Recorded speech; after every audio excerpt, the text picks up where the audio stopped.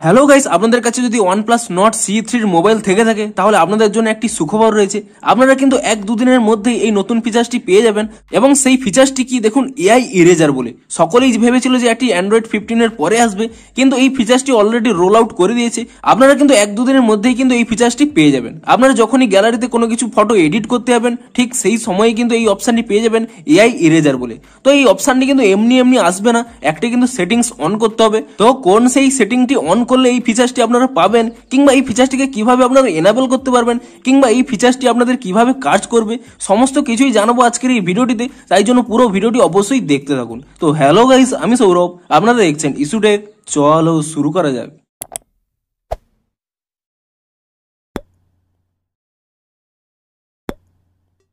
ভিডিওটি শুরুতেই জানিয়ে দিই, আজকের এই ভিডিওটি যদি আপনাদের একটু হেল্পফুল বলে মনে হয় অবশ্যই একটি লাইক করে দিন, এবং আপনাদের কাছে যদি OnePlus Nord C3 মোবাইল থেকে থাকে এখনই চ্যানেলটিকে সাবস্ক্রাইব করে রাখুন, কারণ এই মোবাইলে যে কোনো ছোট কিংবা বড় যে কোনো আপডেট এলেই তার ফুল ডিটেলসে ভিডিও আপনারা কিন্তু অবশ্যই এই চ্যানেলে পেয়ে যাবেন। তাই জন্য অবশ্যই চ্যানেলটিকে এখনই সাবস্ক্রাইব করে রাখুন। তো চলুন এবারে মেন ভিডিওটি শুরু করা যাক।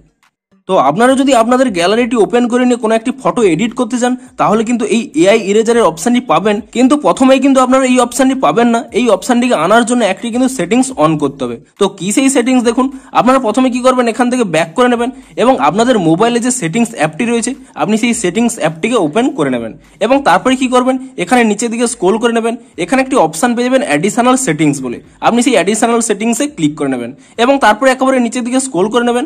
এখানে একটি অপশন পেয়ে যাবেন সিস্টেম সার্ভিসেস বলে, আপনি সেই সিস্টেম সার্ভিসেসে ক্লিক করে নেবেন এবং তাহলে এখানে নিচে একটি নতুন অপশন পেয়ে যাবেন AI সার্ভিস ইঞ্জিন বলে, আপনি সেই AI সার্ভিস ইঞ্জিন এই অপশনে ক্লিক করে নেবেন এবং তাহলে এখানে একটি অপশন পাবেন automatically download and update over wifi, আপনি কিন্তু এই অপশনটিকে অন করে নেবেন এবং তার নিচে একটি অপশন দেখতে পাচ্ছেন অ্যালগোরিদম প্লাগ ইন আপডেট, এবং তার নিচে এখানে লেখা রয়েছে চেক ফর আপডেটস, আপনি এখানে চেক ফর আপডেটস এই অপশনে কিন্তু ক্লিক করে নেবেন। তো আপনারা এই অপশনটিকে অন করে নিলেই তাহলে কিন্তু আপনাদের সেই ফিচারটি চলে আসবে।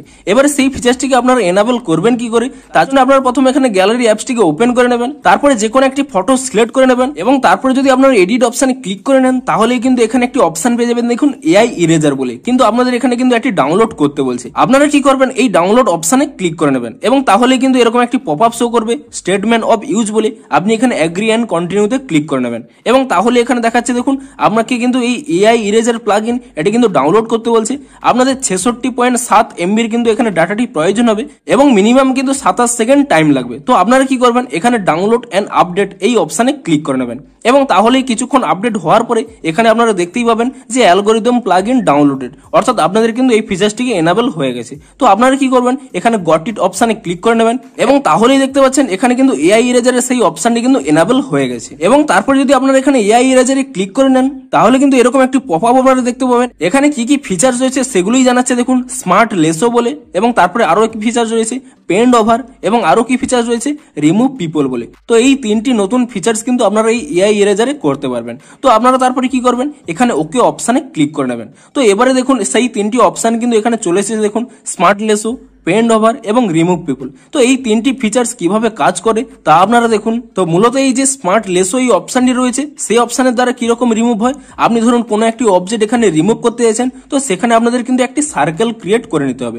তাহলে কিন্তু অবজেক্টটি এখানে ক্লিয়ার হয়ে যাবে। দেখুন আমার কিন্তু এখানে স্মার্ট লেসোটি অন রয়েছে। ধরুন আপনি এরকম একটি ফটো তুলেছেন, আপনারা চাইছেন যে শুধু এই গাড়িটির ফটোই থাকবে, এই গাড়িটিকে আপনারা রিমুভ করতে চাইছেন, তো তাহলে কি করবেন, এই স্মার্ট লেসো এটিকে সিলেক্ট করে নেবেন এবং তারপরে এই গাড়িটিতে এখানে এরকম সার্কেল করে নেবেন এবং এই সার্কেলটি করে নিলে দেখতে পাচ্ছেন এখানে কিন্তু অটোমেটিক কিন্তু গাড়িটিকে এখানে রিকগনাইজ করে নিয়েছে এবং দেখুন এখানে কিন্তু স্পষ্টই দেখতে পাচ্ছেন গাড়িটি কিন্তু অটোমেটিক্যালি রিমুভ হয়ে গেল। এবং শুধুমাত্র গাড়িটি রিমুভ হলো তাই নয়, সেই গাড়িটির পিছনে ব্যাকগ্রাউন্ডটিও কিন্তু যেমন ভাবে হওয়া উচিত ঠিক তেমন ভাবে কিন্তু এখানে রিক্রিয়েটও করে নিয়েছে। তো আপনারা কিন্তু এভাবে এই স্মার্ট লেসো অপশনটি কিন্তু ইউজ করতে পারবেন, কিংবা আপনারা এই পেন্ড ওভার অপশনটিও কিন্তু এক্ষেত্রে ইউজ করতে পারবেন। ধরুন আমি এখানে ব্যাক করে নিচ্ছি, তো আপনারা যদি এখানে পেন্ড ওভার অপশনে ক্লিক করে নেন, তো যে কোনো জায়গায় যদি আপনারা পেন্ড করে নেন সেগুলোও কিন্তু এখানে রিমুভ হয়ে যাবে। দেখুন ধরুন আমি এই গাড়িটিকে এখানে পেন্ট করে নিলাম এবং এই গাড়িটি যদি আমি পেন্ট করে নিই, তো এখানে দেখতে পাচ্ছেন অটোমেটিক্যালি কিন্তু রিকগনাইজ করে নিয়েছে এবং তারপরে দেখুন রিকগনাইজিং চলছে এবং তারপরে দেখুন কয়েক সেকেন্ড আপনারা ওয়েট করবেন এবং তাহলেই দেখতে পাচ্ছেন আমি গাড়িটির ঠিক যে স্থানে সিলেক্ট করে নিয়েছিলাম শুধুমাত্র কিন্তু সেই স্থানটি কিন্তু রিমুভ হয়ে গেছে এবং তার ব্যাকগ্রাউন্ডটিও কিন্তু রিক্রিয়েট হয়ে গেছে। এবং তারপরে যে অপশানে দেখতে পাচ্ছেন রিমুভ পিপল বলে, তো এখানে কিন্তু কোনো পিপল নেই, তাই জন্য আমি একটি অন্য ফটো এখানে সিলেক্ট করে নিচ্ছি। তো আমি এখানে ক্যান্সেল করে নিলাম প্রথমে, তারপরে অন্য যে কোনো একটি ফটো, ধরুন আমি এই ফটোটি সিলেক্ট করে নিচ্ছি। তো এখানে দেখতে পাচ্ছেন যে সামনে কিন্তু একজন এখানে মানুষ রয়েছে, কিন্তু পিছনে দেখতে পাচ্ছেন একটি প্যান্ডেল রয়েছে এবং পিছনে কিন্তু আরো অনেক মানুষ রয়েছে, কিন্তু আপনারা চাইছেন যে শুধুমাত্র এই মানুষটির ফটো থাকুক এবং পিছনে প্যান্ডেলটি থাকুক। তো তার জন্য কি করবেন, আপনি প্রথমে এখানে ফটোটির উপর এখানে এডিট অপশানে ক্লিক করে নেবেন এবং তারপরে এখানে এআই ইরেজারের অপশানে ক্লিক করে নেবেন এবং তারপরে যে এখানে একটি অপশান দেখতে পাচ্ছেন রিমুভ পিপল বলে, আপনি এই অপশানে ক্লিক করে নেবেন এবং তাহলে দেখতে পাচ্ছেন অটোমেটিক কিন্তু এখানে সিলেক্ট করে নিয়েছি কোন কোন পিপলগুলোকে রিমুভ করা হবে। তো তারপরে এখানে একটি অপশান দেখতে পাবেন রিমুভ অল বলে, আপনি সেই রিমুভ অল অপশানে ক্লিক করে নেবেন এবং তাহলে দেখতে পাচ্ছেন কয়েক সেকেন্ড এখানে লোডিং নেবে এবং কয়েক সেকেন্ড লোডিং নেওয়ার পর এখানে দেখতে পাচ্ছেন অটোমেটিক্যালি কিন্তু রিমুভ হয়ে গেছে। এবং দেখুন শুধুমাত্র পিপলগুলো রিমুভ হয়েছে তাই নয়, আপনার ব্যাকগ্রাউন্ডে যেরকম ভাবে এখানে ব্যাকগ্রাউন্ড হওয়া উচিত সেরকম ভাবেই কিন্তু ব্যাকগ্রাউন্ডটিও কিন্তু রিক্রিয়েট করে দিয়েছে। তো দেখতে পাচ্ছেন আমার কিন্তু আগে এরকম ছিল এবং দেখুন এখন কিন্তু এরকম হয়ে গেছে। শুধুমাত্র এই সমস্ত ফটোর ক্ষেত্রে নয়, ধরুন আপনি ফটোগ্রাফি করতে ভালোবাসেন সেই ক্ষেত্রেও কিন্তু আপনাদের এই ফিচার্সটি কিন্তু খুবই কাজে হেল্পফুল হবে। দেখুন এখানে ডিসকার্ড করে নিচ্ছি এবং অন্য একটি ফটো এখানে সিলেক্ট করে নিচ্ছি, ধরুন আমি কিন্তু এই ফটোটি সিলেক্ট করে নিচ্ছি।